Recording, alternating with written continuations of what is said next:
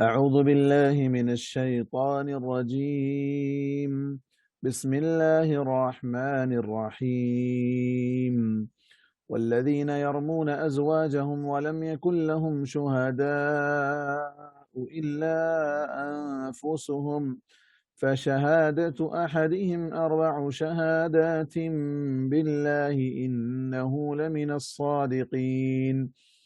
والخامسة أن لعنة الله عليه إن كان من الكاذبين ويدرأ عنها العذاب أن تشهد 4 شهادات بالله إنه لمن الكاذبين.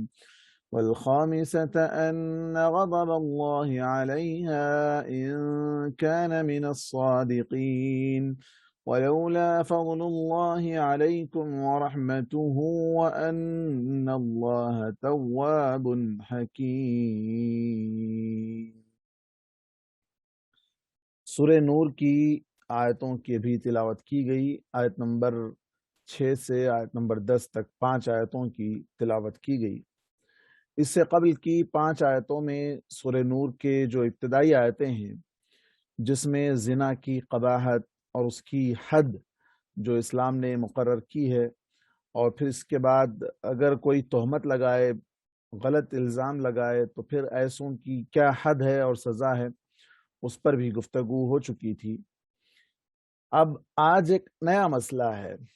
نیا مسئلہ اس اعتبار سے کہ زنا کی سزا مقرر ہے، الزام لگانے والے کی بھی سزا مقرر ہے، لیکن بعض اوقات ایسا مسئلہ پیش آ سکتا ہے جہاں الزام لگانے والے کے پاس گواہ نہیں ہو سکتے ہیں، اور ایسی صورت میں اسے الزام کی سزا بھگتنا پڑ سکتا ہے، لیکن معاملہ چونکہ بالکل برعکس ہے، اسے سزا بھی نہیں دی جا سکتی ہے اور وہ گواہ بھی نہیں لا سکتا ہے، تو پھر ایسی صورت میں کیا حل ہو؟ تو وہ طریقہ اللہ تبارک و تعالیٰ نے ان آیتوں کے اندر بتلایا ہے۔ اللہ تعالیٰ کا فرمان ہے جو لوگ اپنی بیویوں پر زنا کی تہمت لگائیں اور ان کے پاس ان کے سوا کوئی گواہ نہ ہو، یعنی وہ اکیلے دیکھے ہیں بیوی کو کسی اجنبی شخص کے ساتھ یا کسی کے بھی ساتھ زنا کرتے ہوئے دیکھ لیے ہیں، اور ان کے پاس اس وقت اتنا ٹائم نہیں ہے کہ وہ کسی کو بلائیں اور گواہ بنائیں، تو ایسی صورت میں اللہ تبارک و تعالیٰ نے آگے کہا کہ تو ایسا آدمی اللہ کی قسم کھا کر 4 مرتبہ گواہی دے کہ وہ بے شک اپنی بات میں سچا ہے۔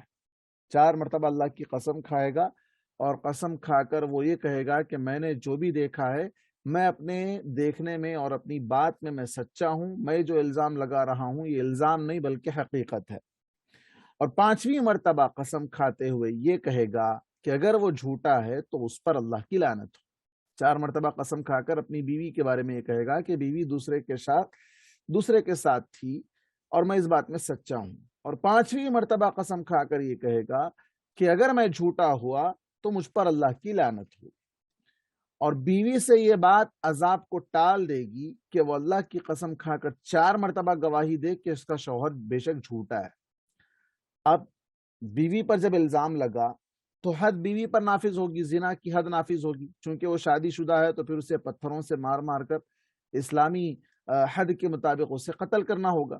اب وہ عذاب جو پتھروں سے مار کر ہلاک کرنے کا عذاب ہے، اس عذاب کو اگر وہ ٹالنا چاہتی ہے، ہٹانا چاہتی ہے، اس عذاب سے اپنے آپ کو بچانا چاہتی ہے، تو وہ قسم کھائے گی، اللہ کی قسم کھائے گی 4 مرتبہ، اور یہ کہے گی کہ اس کا شوہر جھوٹا ہے، اور 5ویں مرتبہ وہ کہے، کون؟ بیوی کہے کہ اگر اس کا شوہر سچا ہے تو اس عورت پر اللہ کا غضب نازل ہو۔ آگے اللہ نے کہا اور اگر تم پر اللہ کا فضل اور اس کی رحمت نہ ہوتی تو تم شدید مشقت میں پڑ جاتے، اور بے شک اللہ توبہ قبول کرنے والا بڑی حکمت والا ہے۔ یہ مسئلہ دیکھیں، شریعت کے اندر عزت کی حفاظت، جان کی حفاظت، مال کی حفاظت، نسل کی حفاظت، ان چیزوں کو بڑی اہمیت دی گئی ہے، اور ایک شریف ماحول میں، ایک مہذب ماحول میں اس کے برعکس چیزوں کو برداشت نہیں کیا جا سکتا ہے۔ یعنی جہاں پر عزت کی حفاظت نہ ہو، جہاں پر اولاد کی حفاظت نہ ہو، جہاں پر نسل کی حفاظت نہ ہو، جہاں مال کی حفاظت نہ ہو، جہاں جان کی حفاظت نہ ہو، تو وہ معاشرہ جانوروں سے بدتر ہو جاتا ہے۔ اور بالخصوص جب معاملہ اپنے خود کی گھر والی کے ساتھ پیش آ جائے تو وہ شخص اس کی عزت کو للکارا جا رہا ہے، اور اگر وہ شخص دیوس نہیں ہے، وہ شخص اگر دیوس نہیں ہے تو پھر اسے فوراً اپنی اس بیوی سے جو کسی اور کے ساتھ تعلقات بنائے رکھی ہے، ناجائز تعلقات آج تک تھے، 1400 سال سے لے کر اب تک، لیکن ہندوستانی حکومت نے جو یہاں کی کیا کہیں، کون سی حکومت اس کو نام دیا جائے، جو کسی بھی مذہب میں اس بات کی اجازت نہیں دی جا سکتی کہ کسی کی بیوی کسی اور کے ساتھ جو ہے وقت گزارے، لیکن یہ حکومت نے اس کو قانونی طور پر جائز قرار دے دیا، قانونی طور جو کہ ناجائز ہے، ہمیشہ کے لیے ناجائز تعلق ہے، اس ناجائز تعلق کو جائز تعلق میں بدل دیا اور کہا کہ اس طرح اگر کوئی کرے تو اس کے خلاف کیس بک نہیں ہوگا، اور پھر اگر شوہر طلاق دے تو اس پر کیس بک ہوگا، وہ 3 سال جیل جائے۔ دیکھیے کس طرح کی گھناؤنی حرکت ہے کہ زنا کو فروغ دیا جا رہا ہے، اور باعزت زندگی گزارنا اگر کوئی چاہے تو اس کے لیے مشکلات پیدا کی جا رہی ہیں۔ بہرکیف یہ تو یہاں کا ماحول ہے، اللہ تعالیٰ اس سے ہم سب کی حفاظت فرمائے۔ اب رہا مسئلہ، اگر کوئی شخص ایسی سچویشن دیکھ لے اور اس کے پاس گواہ نہ ہو، اس کے پاس کوئی گواہ کتنے لانا ہے؟ اس سے قبل کی آیت میں بات گزری ہے، وَلَمْ يَكُنْ لَهُمْ أَرْبَعَةُ شُهَدَاء، کتنے؟ 4 گواہ چاہیے۔ دین کے دیگر معاملات میں 2 گواہوں کا اعتبار کیا گیا ہے، لیکن یہ معاملے میں، عزت نفس کے معاملے میں 4 گواہوں کا اعتبار کیا گیا ہے کہ 4 لوگ گواہی دیں گے کہ ہم نے بھی ایسا دیکھا ہے، لیکن چونکہ وہ وقت اور موقع ایسا نہیں ہوتا ہے کہ وہ کسی 4 کو لے آئے اور 4 لوگ گواہ وہاں ہوں، تو یہ بہت مشکل بات ہوتی ہے۔ اب وہ جب جا کر قاضی کے پاس، حاکم وقت کے پاس اپنی بیوی کے بارے میں شکایت کرے گا کہ میں نے اپنی بیوی کو اس حالت میں دیکھا ہے، تو وہ 4 گواہ لانے کی بات کی جائے گی۔ اب وہ 4 گواہ نہیں لا سکے گا تو شریعت میں اس کے لیے خود اس کی اپنی زبان سے 4 مرتبہ قسم کھانے کو 4 گواہوں کے برابر قرار دیا گیا۔ وہ اکیلا ہی 4 مرتبہ قسم کھائے گا، قسم کھا کر کہے گا کہ وہ اپنی بات میں سچا ہے اور اس کی بیوی نے اس طرح کی حرکت کی ہے۔ تو ایسی صورت میں قاضی کیا کرے گا؟ اس بیوی کو بلائے گا، اگر وہ اعتراف کر لیتی ہے تو پھر اس پر حد نافذ کی جائے گی، چونکہ وہ شادی شدہ ہے تو پھر اسے پتھروں سے مار کر ہلاک کیا جانا چاہیے۔ لیکن اگر وہ چاہتی ہے کہ نہیں، میں رسوا نہیں ہونا چاہتی، لوگوں میں اپنے آپ کو بچانا چاہتی ہوں، وہ سچی ہے تو پھر سچی قسمیں کھائے گی، اگر وہ جھوٹی ہے تو پھر جھوٹی قسمیں کھا کر دنیاوی عذاب سے اپنے آپ کو بچا لے گی، لیکن اخروی عذاب وہ ابھی باقی رہے گا جب تک کہ وہ سچی توبہ نہ کر لے۔ اب یہاں 5ویں مرتبہ وہ شخص کہے گا کہ اگر وہ جھوٹا ہے تو اس پر اللہ کی لعنت ہو۔ اب یہ جو 4 قسمیں اور 5 قسمیں جو کھائے گا، یہ اس لیے کھائے گا چونکہ اس کے پاس گواہ نہیں ہے، اور اس سے قبل کی آیت میں یہ حکم بیان کر دیا گیا کہ جو شخص الزام لگا رہا ہے اس کے لیے ضروری ہے کہ وہ 4 گواہ لائے، اور اگر گواہ نہیں لائے گا تو اس کو 80 کوڑے لگیں گے۔ اب یہ 80 کوڑے کی سزا سے بچنے کے لیے وہ 4 مرتبہ قسم کھائے گا، 4 گواہی کے برابر 4 مرتبہ قسم کھانے سے وہ 80 کوڑوں سے بچ جائے گا۔ اب عورت پر جب حد نافذ ہونے کی بات ہوگی تو پھر وہ بھی 4 مرتبہ قسم کھا کر کہے گی کہ اس کا شوہر جھوٹا ہے، اس کا شوہر جھوٹا ہے، تو اس طرح وہ حد زنا سے بچ جائے گی اس وقت کی حد تک۔ اللہ تبارک و تعالیٰ کے پاس تو اس کی سزا مقرر ہوگی اگر وہ اس نے واقعی اس طرح کی حرکت کی ہے۔ 5ویں مرتبہ وہ یہ قسم کھا کر کہے گی کہ اس پر اللہ کا غضب نازل ہو۔ دیکھیے لعنت، ایک طرف لعنت کی اپنے آپ پر بد دعا ہے اور دوسری طرف اللہ کے غضب کی بد دعا ہے، تو یہ دونوں کا انجام اگر دونوں جھوٹے، دونوں میں سے کوئی بھی جھوٹے ہیں تو وہ اپنے آپ پر خود اپنی زبان سے اللہ کی قسم کھاتے ہوئے بد دعا بھیج رہے ہیں۔ اللہ تبارک و تعالیٰ نے آخر میں کہا کہ یہ جو طریقہ اللہ تبارک و تعالیٰ نے نکالا ہے یہ اللہ کا فضل ہے اور اس کی رحمت ہے۔ اگر یہ طریقہ نہ بتایا جاتا تم شدید مشقت میں پڑ جاتے، یعنی ایک انسان اپنی بیوی کو دیکھے اور اس کے پاس گواہ نہ ہو، قاضی کے پاس جائے تو قاضی گواہ پوچھے اور گواہ نہ لا سکنے پر اسے پیٹ اس کی جو ہے نا کوڑوں سے اس کی دھلائی کر دے، تو پھر ایسی صورت میں بڑی مشقت کا معاملہ ہے اور عزت کا بھی معاملہ ہے، تو پھر کیا ہو؟ اللہ تبارک و تعالیٰ نے یہ طریقہ نکالا، اس کو لعان کہتے ہیں۔ اس کو کیا کہتے ہیں؟ لعان۔ اس طریقے کا نام لعان ہے۔ لعان لعنت بھیجنے سے مشتق ہے، ایک دوسرے پر لعن طعن کرنا، ایک دوسرے کو لعنت، ایک دوسرے پر لعنت بھیجنا ہے۔ اب یہ طریقہ اس کے بعد جب یہ دونوں شوہر بیوی قاضی کے پاس جا کر اس طرح لعان کریں گے تو کیا ہوگا؟ وہ ہمیشہ ہمیش کے لیے الگ ہو جائیں گے، طلاق دینے کی ضرورت نہیں ہے۔ اب یہ لعان کرتے ہی دونوں الگ ہو گئے، اب وہ دونوں شوہر بیوی نہیں رہے، مرتے دم تک، مرتے دم تک نہ ان سے پھر سے نکاح ہو سکتا ہے، نہ اس کی عدت ہوگی، نہ وہ عدت کے دوران رجوع ہو سکتی ہے، کچھ نہیں، ہمیشہ کے لیے ختم، جدائی ہو جائے گی، ہمیشہ ہمیش کے لیے۔ یہاں تک کہ اگر کوئی اور شخص اس عورت سے شادی کر لے اور اس کے بعد وہ مر جائے یا وہ اس عورت کو طلاق دے دے یا وہ عورت خلا لے لے، تب بھی وہ پھر پہلے شوہر سے جس سے لعان ہوا تھا اس سے وہ کبھی بھی نکاح نہیں کر سکتی ہے۔ اب یہ دونوں ہمیشہ ہمیش کے لیے، مرتے دم تک کے لیے جدا ہو جائیں گے۔ یہ شریعت کا فیصلہ ہے لعان کے سلسلے میں۔ دراصل یہ جو آیتیں نازل ہوئی، یہ آیتیں اصل میں نازل ہوئی تھی ہلال بن امیہ انصاری۔ ہلال بن امیہ انصاری مشہور صحابی ہیں، ان کے بارے میں یہ آیتیں جیسا کہ صحیح بخاری، صحیح مسلم اور امام احمد وغیرہ نے ابن عباس رضی اللہ عنہما سے روایتیں نقل کی ہیں۔ خلاصہ یہ ہے کہ ہلال بن امیہ ایک رات جب اپنے کھیت سے گھر واپس آئے تو اپنی بیوی کے پاس ایک اجنبی آدمی کو دیکھا اور اپنے کان سے ان دونوں کی باتیں بھی سنی۔ صبح کو رسول اللہ صلی اللہ علیہ وسلم سے جو کچھ دیکھا تھا جا کر بیان کر دیا۔ آپ پر یہ بات بڑی گراں گزری اور سوچا کہ اگر ہلال بن امیہ 4 گواہ نہیں پیش کر سکیں گے تو انہیں 80 کوڑے لگ جائیں گے۔ ہلال بن امیہ بہت بوڑھے تھے، کمزور بھی تھے۔ اس سے پہلے جو غزوہ تبوک کا واقعہ ہے، غزوہ تبوک میں یہ پیچھے رہ گئے تھے، وہاں بھی انہوں نے سچی توبہ پیش کی تھی اللہ تبارک و تعالیٰ کے پاس۔ جن 3 لوگوں کی توبہ اللہ تبارک و تعالیٰ نے قبول کی ان میں سے ایک ہلال بن امیہ بھی ہیں، ان کی توبہ کو بھی اللہ تبارک و تعالیٰ نے قبول کیا ہے۔ سچے توبہ کرنے والوں میں ان کا نام بھی شامل ہے۔ اللہ کے رسول جانتے تھے کہ ہلال بن امیہ ایک سچے آدمی ہیں اور بڑے اللہ والے آدمی ہیں، تو انہوں نے جو الزام اپنی بیوی پر لگایا ہے وہ الزام نہیں بلکہ حقیقت ہی ہوگی، لیکن اب یہ چونکہ گواہ نہیں لا سکیں گے تو پھر انہیں 80 کوڑے لگ جائیں گے، تو پھر انہیں کے 80 کوڑے سے ان کو کیسے بچایا جا سکے۔ ہلال نے آپ کے چہرے میں یہ بات پڑھ لی اور کہا یا رسول اللہ میں سچا ہوں اور مجھے امید ہے کہ اللہ تعالیٰ میری مشکل کو حل ضرور کرے گا۔ پھر ہوا کیا کہ اللہ تبارک و تعالیٰ نے ہلال بن امیہ کے اس معاملے میں آیتیں نازل فرمائی۔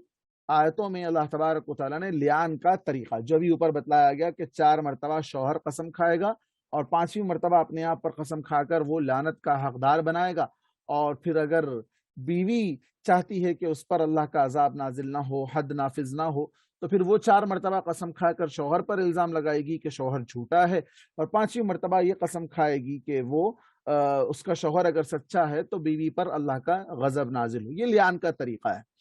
جب بالکل اسی طرح کا معاملہ پیش آیا تو ہلال نے اپنی سچی گواہی دی۔ پھر عورت سے کہا گیا، ہلال بن امیہ کی جو بیوی تھی اس کو بلایا گیا، اس سے کہا گیا تو اس نے بھی 4 مرتبہ اپنے شوہر پر جھوٹا ہونے کی گواہی لگائی، لیکن 5ویں مرتبہ اللہ کے غضب کی بد دعا کرنے سے پہلے وہ رک گئی اور اعتراف زنا کر لینا چاہا، زنا کا اعتراف کرنا چاہا، لیکن پھر یہ کہتے ہوئے کہ میں اپنے قبیلے کو رسوا نہیں کروں۔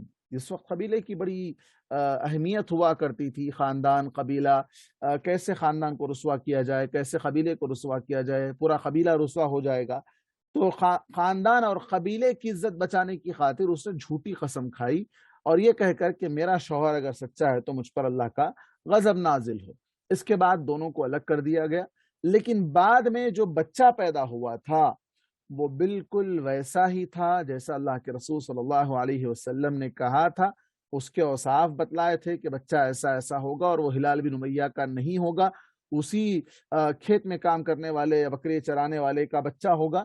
جب رسول اللہ صلی اللہ علیہ وسلم کو خبر ہوئی کہ بچہ ویسا ہی ہوا جیسا آپ نے بتلایا تھا، وہ ہلال بن امیہ کا نہیں ہے، تو آپ نے فرمایا اگر قسمیں نہ کھائی گئی ہوتی تو آج عورت کے ساتھ میرا معاملہ کچھ اور ہوتا.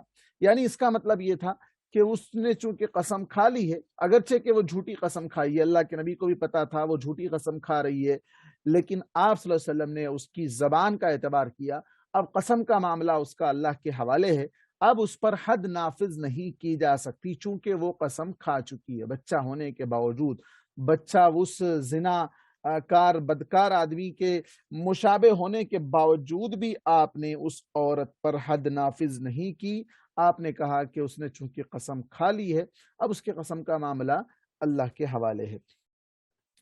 آج کے اس پرفتن دور میں، بے حیائی کے اس دور میں، جہاں پر سوشل میڈیا کا تو بہت بڑا کردار ہے، جہاں پر ایک دوسرے سے جائز ناجائز تعلقات جو بھی آپ کہہ لیں، چونکہ میں اس لیے جائز کا لفظ کہہ رہا ہوں چونکہ یہاں کی حکومت نے اس کو جائز بنا دیا ہے.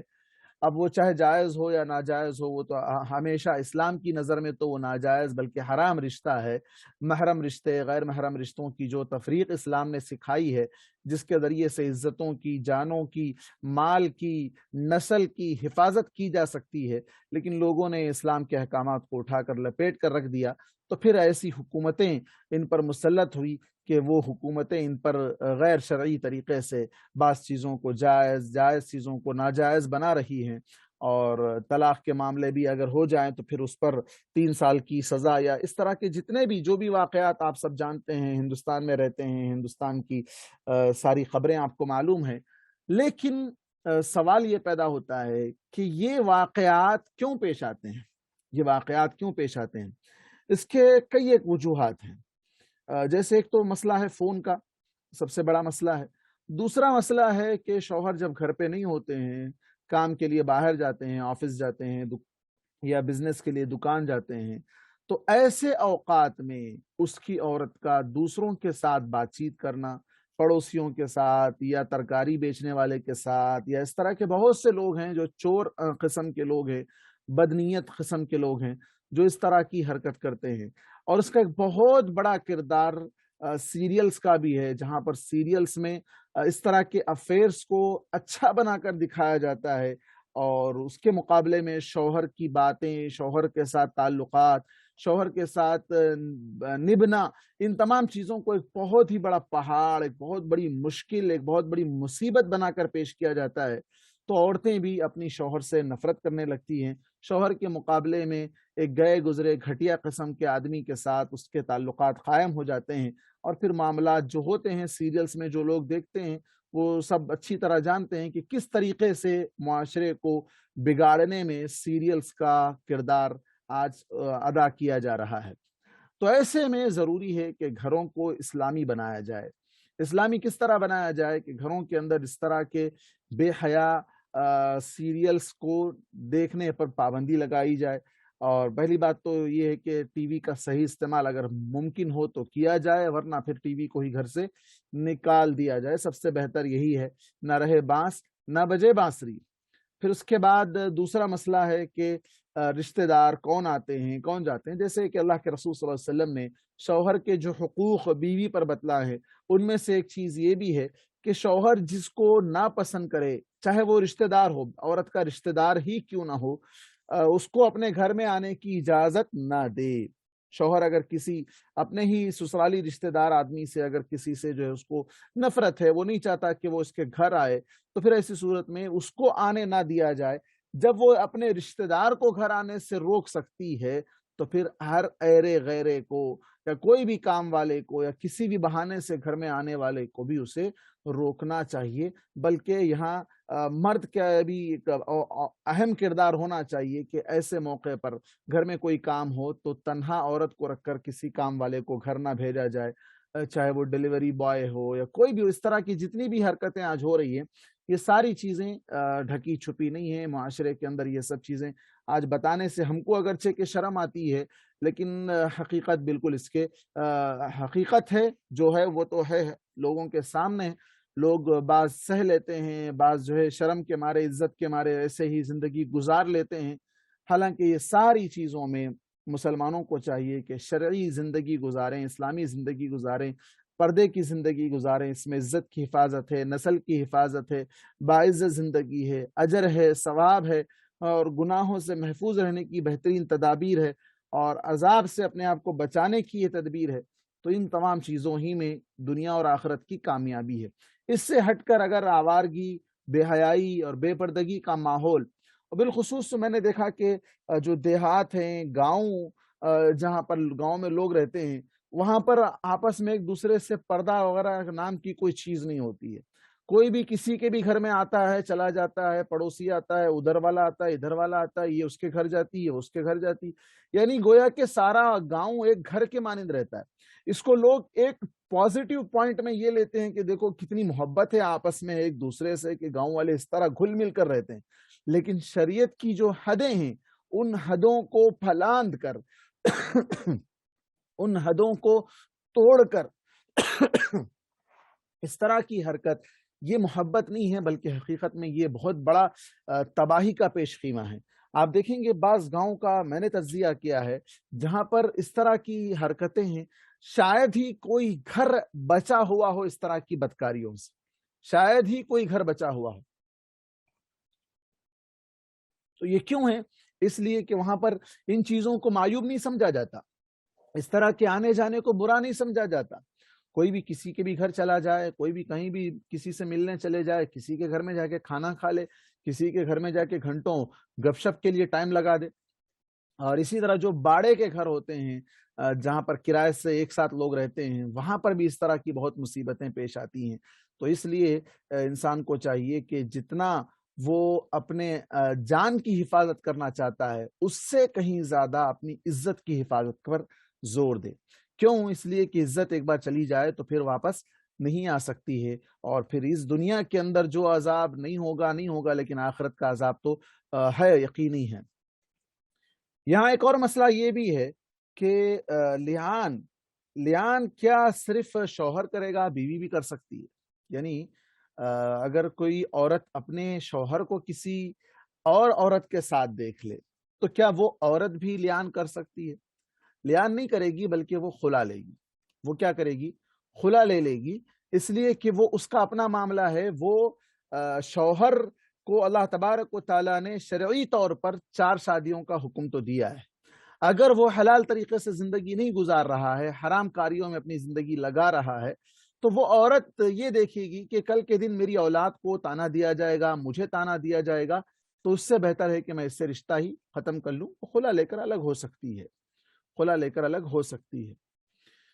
اب ایک اور مسئلہ آج کے اس دور میں یہ پیش آتا ہے کہ گواہ نہیں ہے، صحیح بات ہے، لیکن کیمرہ ہے، ویڈیوگرافی ہے، فون ہے. انسان اگر فون لگا کر یا جو ہے نا گھر میں CCTV کیمرہ لگا کر یا اپنے فون سے ویڈیو بنا کر کیا اس کو گواہ کے طور پر پیش کر سکتا ہے؟ تو دیکھیں آج کے دور میں بہت سی چیزیں ایسی ہیں جو حقیقت کو برعکس بنا دیتی ہیں، حقیقت کو کچھ اور ہی بنا سکتی ہیں. تو میڈیا کے اس دور میں ویڈیو پر بھروسہ نہیں کیا جا سکتا ہے. کیوں؟ اس لیے کہ یہ میڈیا ایسی چیز ہے، ویڈیوگرافی ایسی چیز ہے جس میں کسی کو کچھ بھی بنایا جا سکتا ہے، کسی کی تصویر کسی کے ساتھ لگا کر کچھ بھی کیا جا سکتا ہے. تو ایسے میں اس پر اعتبار ناممکن ہے، ایسے میں اس پر اعتبار ناممکن ہے. شرعی جو طریقہ ہے بچنے کا، اپنے آپ کو سزا سے بچانے کا، 4 گواہ نہ پیش ہونے پر کوڑے لگنے سے جو سزا ہے، اس سزا سے بچنے کا لیان کا طریقہ ہے. اب وہ لیان کرے گا. آج کے دور میں لیان کہاں کیا جا سکتا ہے؟ یہ بھی ایک سوال ہے. آج کے دور میں اگر اللہ نہ کرے کسی کے ساتھ ایسا واقعہ پیش آئے، اللہ تعالیٰ سب کی حفاظت کرے، عزتوں کی حفاظت کرے، لیکن اگر کہیں ایسا واقعہ پیش آ جائے تو کیا وہ لیان کر سکتا ہے؟ تو لیان کرے گا تو کہاں کرے گا؟ اب یہاں کے جو قاضی حضرات ہیں وہ حکومت کے قوانین کا بھی پاس و لحاظ رکھتے ہیں، اسلامی قوانین کو بھی تھوڑا بہت ملا کر اس کا بھی پاس و لحاظ رکھتے ہیں.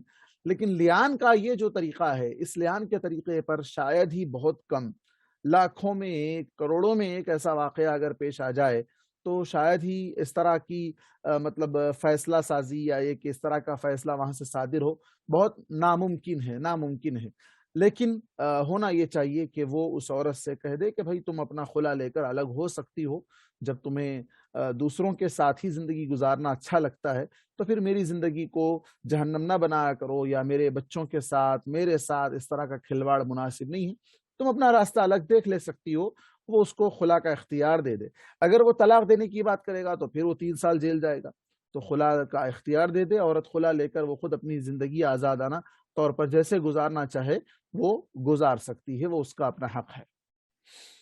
یہ لیان کا طریقہ تھا شریعت کے اندر، جو اللہ تبارک و تعالیٰ نے ہلال بن امیہ انصاری رضی اللہ عنہ کے اس واقعے کو جو سبب نزول ہے ان آیات کا، اس سبب اللہ تبارک و تعالیٰ نے قیامت تک کے لیے اس طرح کے واقعات سے بچنے یا اس طرح کے واقعات کی جو حد ہے اس کو اللہ تبارک و تعالیٰ نے آیت نمبر 6 سے لے کر آیت نمبر 10 تک ان 5 آیتوں میں اللہ تبارک و تعالیٰ نے اس کو واضح کیا ہے۔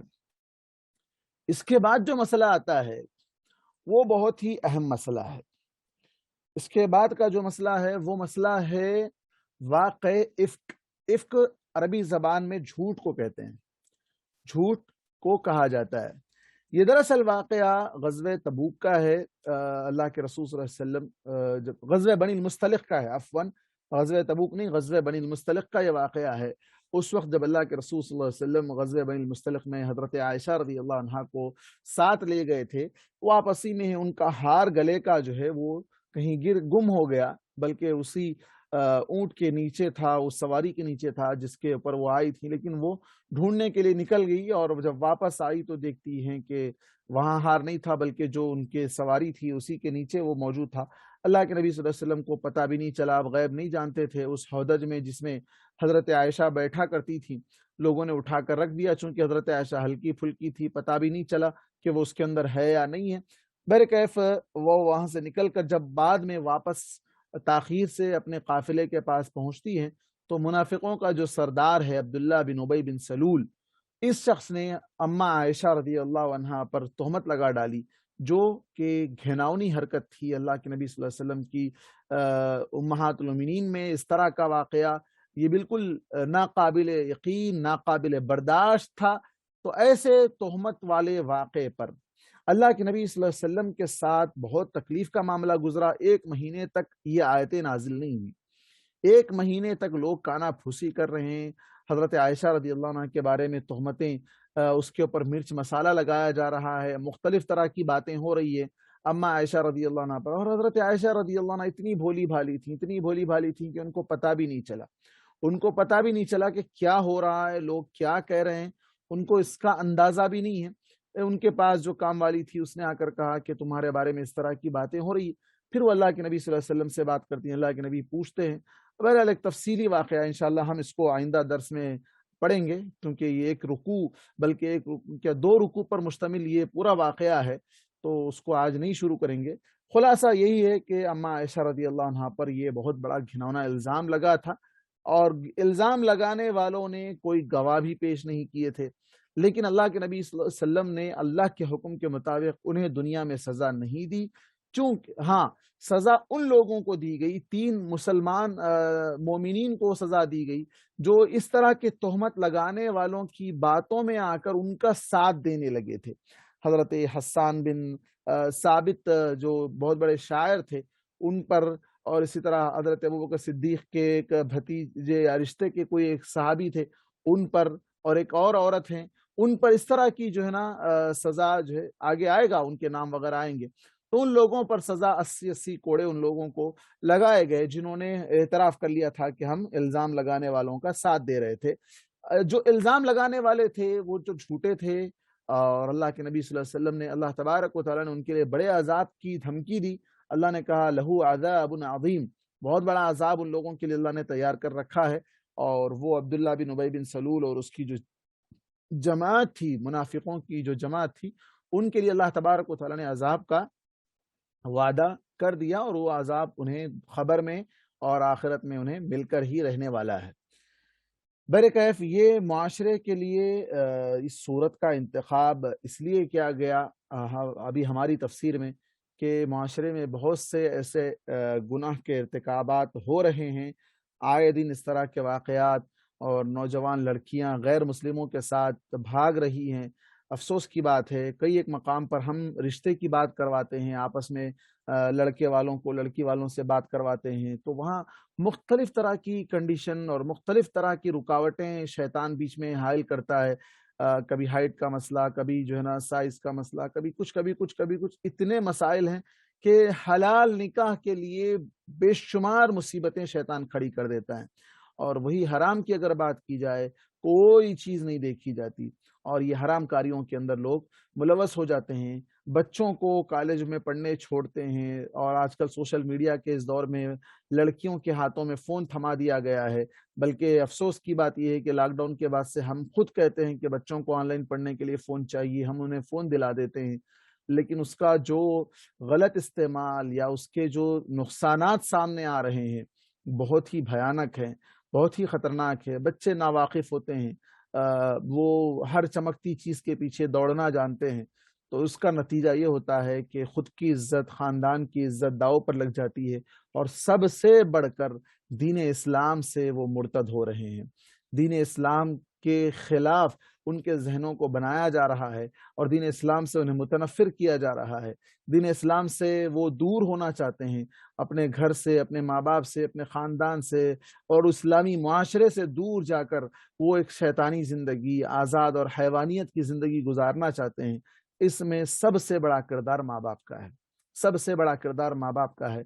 माँ बाप अपने बच्चों की सेहत का ख्याल रखते हैं, उनकी ग़िज़ा का ख्याल रखते हैं, उनके कपड़ों का ख्याल रखते हैं, उनकी हर फरमाइश का ख्याल रखते हैं, पूरा करते हैं, लेकिन उनकी रूहानी तरबियत का ख्याल कभी नहीं करते हैं। उनकी रूहानी तरबियत हो, जिस तरह उनकी जिस्मानी तरबियत पर जोर दिया जाता है, कमज़ोर हो तो दवाएं, इलाज, मुख्तलिफ तरह के विटामिन चीज़ें खिलाई जाती है, लेकिन उनकी रूह जो ख़राब हो रही है, रूहानियत जो ख़राब हो रही है, उसके इलाज या उसकी इस्लाह की कोशिश नहीं की जाती है, जिसका खुमियाजा उन्हें दुनिया में ही भुगतना पड़ता है, और आखिरत में तो यकीनन है ही। तो इसलिए चाहिए, अल्लाह तबारक व तआला ने कहा, या अय्युहल्लज़ीना आमनू क़ू अनफुसकुम व अहलीकुम नारा, ऐ लोगो जो ईमान ले आए हो, अपने आप को और अपने घर वालों को जहन्नम की आग से बचाओ। तो जहन्नम के आग से बचाने की फिक्र हो। गर्मी हो तो हम घर में फैन लगाते हैं, फैन काम ना दे तो कूलर लगाते हैं, कूलर काम ना दे तो एसी लगाते हैं, किसी भी तरह बच्चे ठंडी नींद सो जाएं, आराम से रहें, उन्हें तकलीफ ना पहुंचे। क्या उससे बढ़कर हमें इस बात का ख्याल नहीं करना चाहिए कि इन लोगों के लिए, इन बच्चों के लिए, इन औलाद के लिए, कि इन्हें जहन्नम से बचाया जाए, जहन्नम की आग से बचाया जाए। नहीं, बच्चा है करने दो, बच्चा है, बच्चा है, बच्चे हैं, बच्चे से कपड़े पहनने दे। तो ये सारी चीजें बच्चा बच्चा जाकर ये बच्चे बहुत बड़े बड़े काम कर गुजरते हैं। एक साहब मेरे पास आए थे अभी चंद दिन पहले, बच्चे को कुरान पढ़ाना है। मैंने कहा आप ही हैं वो शख्स जो पूरे मोहल्ले में बहुत बड़ी धूम धड़ाके की शादी किए थे। अपने बच्चे की शादी में बैंड बाजा, धूम धड़ाका, बहुत कुछ की। बच्चा अमेरिका जाके एमएस करके आया, ना जाने क्या क्या हो। बहरहाल मैंने कहा कि भाई ये सब पूरे काम करके अब आप कह रहे हैं कि दूसरे बच्चे को जो है ना मैं हाफिज बनाना चाहता हूँ। तो इस तरह का हाफिज बनाना किस काम का, जब आपके अंदर दीनदारी नहीं है, आपके अंदर जो है ना दीन इस्लाम से मोहब्बत नहीं है, इस्लाम के अहकामात पर आप चलना नहीं चाहते। तो उनका एक ही जवाब, सीधा जवाब, मैं मौलाना मैं नहीं किया, मेरा बच्चा कर लिया, बच्चे के दोस्तों ने कर दिया। तो ये जो बच्चा, बच्चे के दोस्त, बच्ची, बच्ची की सहेलियां, इस तरह की ये जो बातें सामने आती हैं, देखिए ये दोस्त और अहबाब, ये कोई भी ना आपको बचा सकते हैं जहन्नम से, ना आपके बच्चे को बचा सकते हैं। इसलिए शुरू ही से, बचपन ही से बच्चों को अपनी तरबियत में रखें, अपने कंट्रोल में रखें, अपनी उनकी जो ख्वाहिशात हैं उसमें जायज़ और नाजायज़ ख्वाहिशात का फ़र्क करें, कि बच्चा हर वो चीज़ जिसका मुतालबा करता है, ज़रूरी नहीं है कि उसकी उस ख्वाहिश को पूरा किया जाए। उसमें कौन सी चीज़ जायज़ है, इस्लाम ने किस चीज़ को नाजायज़ करार दिया है, उससे बचा जाए। ये कहकर हम बच नहीं सकते कि बच्चा है करने दो, नहीं। तो यही चीज़ें हमारे लिए नुकसानदा साबित हो सकती है। अल्लाह ताला हम सबको हम सबकी हिफाज़त फरमाए, हमारी औलाद की हिफाज़त फरमाए।